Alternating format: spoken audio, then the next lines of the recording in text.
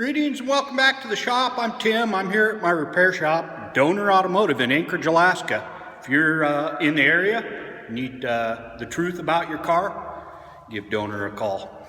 Anyway, I thought I would try to produce a quick video here before I take off for about 6 weeks. We commercial fish down on the peninsula. We kind of gear down here at the shop and just have a skeleton crew here, so I won't be producing any videos for a few weeks here. Maybe actually I'll post some from down there. So I had one more job in here. Wanted to end the month with a with a bang, but I ended up with a Jeep Cherokee, a Grand Cherokee, as you can see here. So it wasn't all that I'd hoped for, but that's cool. And that's what this video is about. I wanted to talk about kind of, why I choose to do car repair, why I post videos to YouTube. And it has less to do with the bottom line. At least the bottom line's different for me. And I just want to talk about how we get kind of focused on the dollar, and it's a little frustrating, especially when jobs like this roll in. And I'll expand more on that. But, here's the question I put out there for everyone. What drives you to do what you do? Why are you passionate about it? It's okay to want to make money. I get that. But it's a fine line. And when you're focused on the money, rather than other things like just providing a fair, honest service to people, helping them be safe on the road, that's a very gratifying thing for me. So when I look at these rigs, I try not to just focus in on, well, how can I make money on that? Even though I've got bills to pay, I'm going to be away from here for a little while. Revenue's going to be less, but I still have the same bills to pay at the shop. So like I said, I wanted to finish my month on the high note, but it's just not going to be the case with this one. And that's fine as long as I remember that it's not all about paying the bills, even though I need to pay the bills. But anyway, this vehicle came in. It's an 04 Grand Cherokee. Came in with a complaint, primary complaint of death wobble, which we all know about that. This one's a 4x. It's a 04 with a 4.7. It's 4-wheel drive. And, the steering death wobble, hit a bump at highway speeds, and it just keeps, it's crazy. And then also a secondary complaint of a check engine light illuminated. So we brought in and checked things out. I'll show you what we found. Well, we found a lot of different things. And of course, the first thing I see, I popped the hood. The hood struts are bad. They've replaced the battery, but it's just laying in there. So I knew that this was gonna be heading in that direction. I'm not even sure what that is. Do they use this to hold the hood open? I don't know. But boy, you wouldn't want, this is a heavy hood. You would not want that to land on your head. This is innovative here. When you start leaking at the hose ends, just move these spring clamps to the center and then install a couple band type hose clamps. That's a sweet little operation there. Actually helps keep too much coolant from passing through the cooling system. Super good plan. So before I raised it up, I pulled the codes and had a code P420, a P0456, and a P0523. The 0523 is associated with the oil pressure sensor circuit, reading a high voltage, I think, or shorted voltage. P0456 is a very small leak in the evap system, and of course 420 is the cat codes. And then I went to the fuel caps. Got a brand new fuel cap, but it's an aftermarket cap.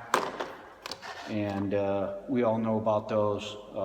Might not be a problem, we'd have to smoke it, but somebody's obviously been here before and it didn't correct the problem. So we'll take a closer look. The first place I go with these P0456 or other evap leak problems. Look at this underhood valve, and all the connections basically where the evap hoses connect. Hopefully you can see that right there.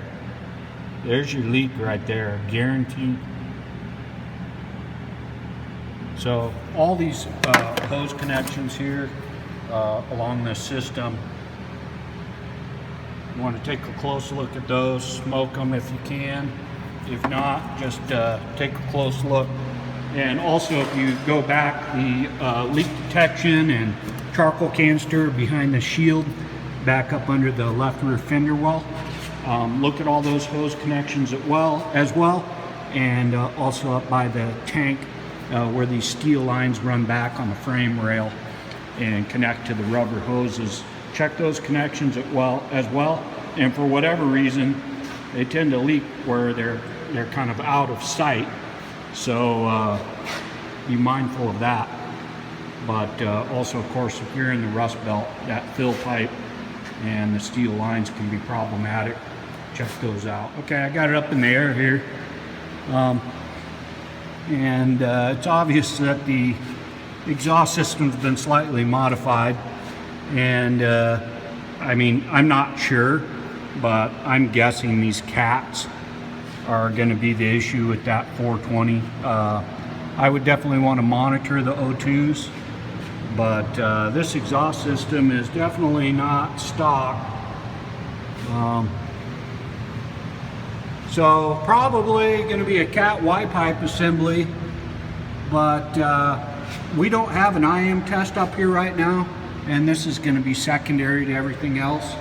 And this kind of goes along with the theme. There's those evap lines. You want to check the connections up here, and then back up in here. There's your leak detection pump, and your hose is running the canister. Take a close look at that. But anyway, you know, if I ended up pricing everything that this vehicle needs, they might not do this repair, which I have to be okay with, because I don't want to pull any punches. My motto is the truth about your car, and I don't want to pull any punches with people. Sometimes they're not ready for the truth, but it's always best. Anyway, this drag link end at the steering box here at the pitman arm, the drag link is bad. There we go. The drag link at the pitman arm is bad. I could tell just by having my wife work the steering wheel back and forth. And also, they said they had the track bar replaced 2 years ago. Well, guess what? The track bar is bad. It's flopping all over. You know, really, this looks like the Dorman track bar to me.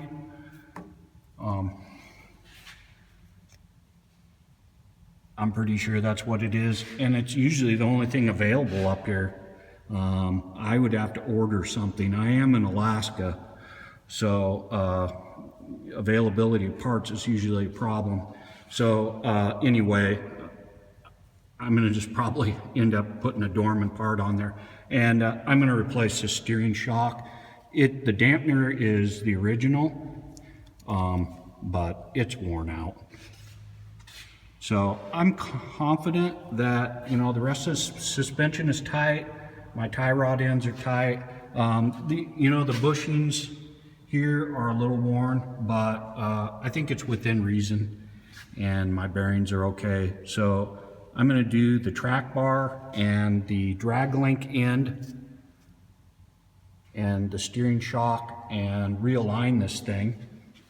You know, it's still, the tires are a little bit abnormally worn, but I'm confident that that's going to square away that issue with the vehicle experiencing the death wobble.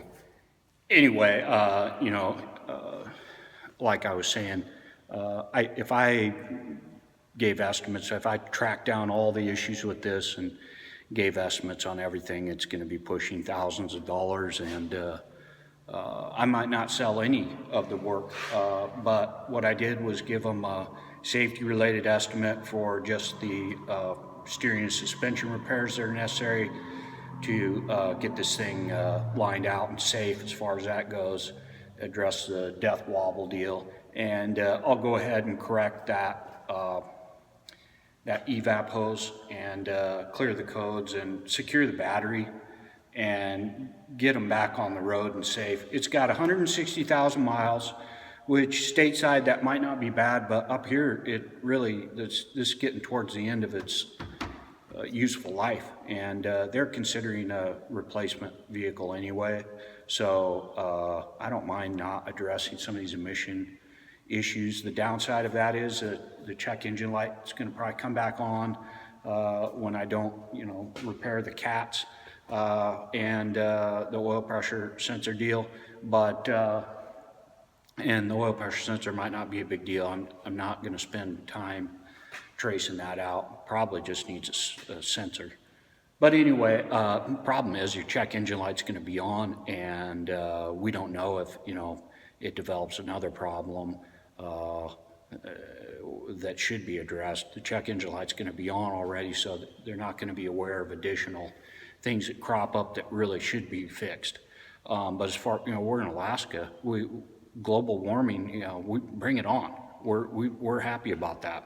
So anyway, I don't mind a little bit of extra emissions out the tailpipe and hydrocarbons out the fuel system or whatever is probably good for us up here. Might not be so much good for you guys down there. And I'm not advocating polluting the environment, just spending our money wisely and keeping people safe on the road. All right, well, anyway, I did want to just produce something quickly before I headed off for a few weeks, but I'm going to post some videos from down there. I'm sure I'll probably find some vehicle-related repair stuff down there. We always have them since we got a fleet of beaters down there, primarily Fords. So lots of work to be done there. But want to say thanks for everyone for following my channel and watching my vids. I know this one wasn't cram-packed full of sweet repair tips, but food for thought. Maybe give your input down below about the challenges that you face in your work, whether it's in the automotive field or not, of just keeping it real, putting people and the work you do at the core of what drives you, because if we make it about just the money, we're probably losing part of what we're passionate about, because we all enjoy helping other people and doing things right and doing something excellent. So that's about all I got to say about that. You guys have a good one. We'll catch you next time, all right? Take care.